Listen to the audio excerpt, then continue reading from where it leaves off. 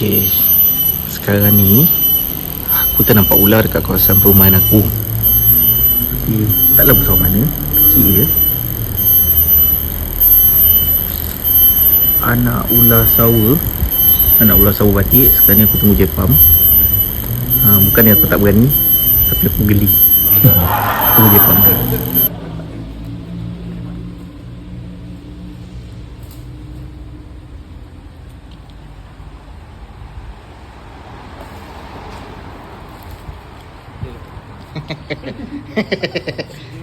Kia. Sini abang kan. Abang nak gambar tu. Sekejap. Jumpa dulu. Okey. Tak sampai setahun lah, lebih kurang. Okey. Okey, kita selamat. Oh, ni.